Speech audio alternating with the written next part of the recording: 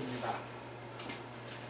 허물이라고 하는 것은 실수이고 잘못이고 또 앞뒤가 맞지가 않고 또 우리가 말하는 상식을 초월한 우리의 모습, 이해가 되어야 되는데 이해가 되지 않는 모습이 바로 허물입니다. 이것이 이제 일반적인 것입니다. 일반적인. 그래서 이제 언커먼하다라고 하는 말, 이건 평범하지가 않다. 그것이 사실은 일반적으로 죄입니다. 그리고 허물입니다. 그러나 성경에서 말하는 허물과 잘못은 하나님 앞에서 하나님의 말씀을 지키지 않은 그 상태를 허물과 죄라고 합니다. 다윗이 이 시편을 썼을 때 어떤 상태였는가 하는 것입니다. 어떤 상태? 죄를 지은 상태입니다. 우리가 흔히 그런 말을 하지 않습니까? 사람은 속여도 하늘은 속일 수가 없다. 네가 하늘과 땅을 두고 맹세하느냐? 하늘을 두고 맹세할 수 있느냐? 그래서 늘 미국 사람들이 잘 쓰는 말, I swear to God. 하나님한테 맹세하는데 이런 말을 합니다. 자, 그럼 하나님 앞에서 우리의 모습은 어떤 모습이냐 하는 것입니다. 여러분, 하나님 앞에서 우리의 모습은 어떤 모습이냐?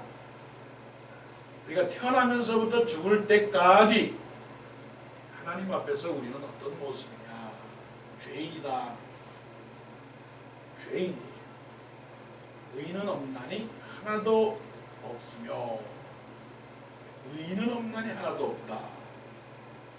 우리가 어떤 죄냐? 우리가 사람이 죄인이라고 할 때 우리가 태도가 어떤 태도입니까? 성경에도 보면 사마리아 수가성의 여인, 문둥병에 걸린 사람들, 또 세리장이들, 이런 사람들이 사람들 앞에 나서지를 못했습니다. 숨어 다녔습니다. 왜냐하면 손가락질을 하기 때문에 그래요. 손가락질하기 때문에 부끄러워서 다니지를 못했습니다. 그럼 우리는요, 하나님 앞에서 죄인이기 때문에 어떤 마음으로 살아가야 되느냐? 고개를 숙이는 마음으로 살아가야. 고개를 숙이는 마음. 고개를 드는 마음이 아니고 고개를 숙이는 마음으로 살아야 됩니다. 그것이 겸손이고 그것이 회개이고 그것이 용서라고 하는 그런 것이에요. 하나님 앞에 무슨 잘못을 졌느냐? 불경죄를 졌습니다. 불경죄. 이게 불경죄는 인사하지 않은 죄. 두 번째, 예배하지 아니한 죄.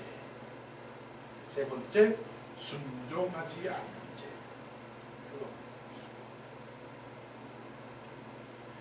인사하지 않았다라고 하는 것은 날마다 하나님의 이름을 부르지 아니했다라고 하는 것입니다. 호칭을. 회사의 사장님이 있는데 회사 사장님을 사장님이라고 안 부릅니다. 하나님은 여호와 하나님이신데 우리가 그 하나님을 안 부르고 신이시여 이렇게 부릅니다. 하나님이 계시는데 신이시여. 신은 많아요. 그러나 하나님은 한 분이시에요. 그러니까 우리는 하나님을 여호와 하나님이라고 하는 말로 항상 불러야 됩니다. 그래서 성경 말씀하시기를 나 여호와는 상천하지의 하나님이시니 이렇게 말씀하셨어요. 또 하나님을 믿지 아니하고 하나님을 따르지 아니하고 예배하지 아니하고 이게 다 죄입니다. 죄. 그러니까 우리는 오늘 하루도 아주 희망찬 하루도 소망찬 하루지만 그 마음속에서는 어떤 마음으로 살아야 되느냐 고백이 있어야 돼요. 어떤 고백? 하나님 미안합니다. 하나님, 오늘도 살려주셔서 감사합니다. 그러나 죄송합니다. 그래서 용서해 주십시오. 용서해 주십시오라고 하는 태도. 그리고 나서 용서해 주십시오라고 말하고 그 다음에 또 마음속에 다짐하는 건 뭐냐면 남을 허물지 않게 하옵소서. 다윗이 지금 어떤 거냐면 자기 몸에는 똥이 묻었어요. 똥이 묻었는데 나단 선지자가 세상에 어떤 나라에 어떠한 임금이 가난한 자의 양을 빼앗아 갔습니다. 자기는 양이 얼마나 많은데 가난한 자의 양을 뺏었습니다. 그랬더니 다윗이 말하기를 그런 나쁜 왕이 어디 있습니까? 그런 나쁜 왕은 안 됩니다.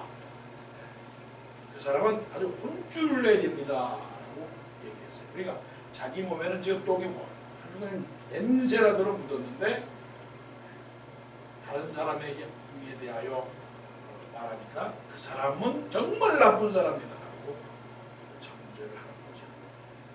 나단 선지자가 하는 말이 당신이 바로 그런 사람입니다.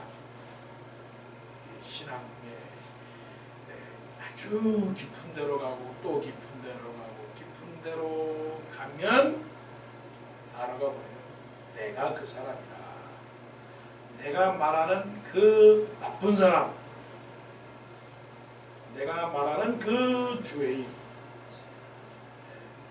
내가 말하는 내 입에서 자주 그리고 계속 오르내리고 있는 그 ABCD, EFG, HIJ 많은 1번부터 10번까지 100번까지 내 입에서 대통령으로부터 저 아프리카의 어느 누구에들의 일일까지 많은 사람들에 대하여 언급하면서 그들이 잘못하고 있다라고 하는 그것은 결국은 누구냐 하면 나다. 그래서 성경에는 뭐라고 말씀하셨어요? 이렇게 말씀하셨습니다. 무릇 경건한 자는 6절 이로 말미암아 모든 경건한 자는 주를 만날 기회를 얻어서 주께 기도할지라. 주께 기도할지라. 다윗이 시편 51편에 보게 되면 기도를 통해서 자기 자신을 깨달은 겁니다. 자, 기도라고 하는 게 얼마나 중요하느냐 하면 기도는 은혜의 통로입니다. 은혜의 통로인데 기도하지 않는 사람은 자기 죄를 깨달지 못하고, 둘째, 기도하지 않으면 용서를 받지 못하고, 그 다음에 셋째, 기도하지 못하면 앞이 보이지 않습니다. 그래서 기도해야 되는 것이, 기도하지 아니하면 우리가 살 수가 없어요. 그래서 기도를 하는 통해서 다윗은 어떤 일이 벌어졌느냐, 하나님께서 그 허물을 다 용서해 주셨다. 이게 다윗은 말하기를 이게 복입니다. 이게 축복입니다. 이게 그 마태복음 5장에서 나오는 심령이 가난한다는 복이 있나니 천국이 저희 것입니다. 심령이 가난하다라고 하는 그 말씀 그 자체는 심령이 깨끗한 자, 심령이 부자다라고 하는 것은 너무 많은 집을 줬다는 거예요. 너무 마음이 너무 복잡하고 너무 마음에 피를 많이 흘렸기 때문에 그게 부자라고 하는 거예요. 그리고 마음의 심령이 가난하게 되면 점점 더 짐이 더 내려지게 되는 것이죠. 남을 미워하거나 남을 정죄하거나 어떤 것에 대한 욕심이나 어떤 것에 대한 탐욕이나 이런 것들이 다 사라지게 되지요. 자, 이제 기독교 신앙의 축복이라고 하는 것이 어디 있느냐? 자, 우리는 복음이라고 하는 것이 있는데 그 복음은 요한복음 3장 16절입니다. 하나님이 세상을 이처럼 사랑하사 독생자를 주셨으니 저를 믿는 자마다 멸망치 않고 영생을 얻게 하려 합니다. 영생입니다. 그 영생이라고 하는 건 누가 주느냐? 하나님이 영생을 주시는 것입니다. 그러면 영생은 누가 받느냐? 부자가 받느냐? 가난한 사람이 받느냐? 사실은 하나님의 입장에서 볼 때에는 세상에 살아가는 동안에 부자와 가난한 자는 관심이 없습니다. 그가 5달란트를 받았느냐 2달란트를 받았느냐 사실은 주인의 입장에서는 중요하지 않습니다. 그가 세상에서 권력을 잡은 사람이냐 안 잡은 사람이냐 그건 관심이 없습니다. 그 관심은 우리에게 있는 것이지 하나님은 관심이 없습니다. 하나님의 우선순위는 예수를 믿느냐 믿지 않느냐 그것이지 예수 외에 또 다른 그런 것들은 그냥 장식품에 불과한 것이고 잠깐에 불과한 것입니다. 그럼 하나님께서 다윗의 심령 속에 무엇을 자꾸만 긁어 넘어가느냐?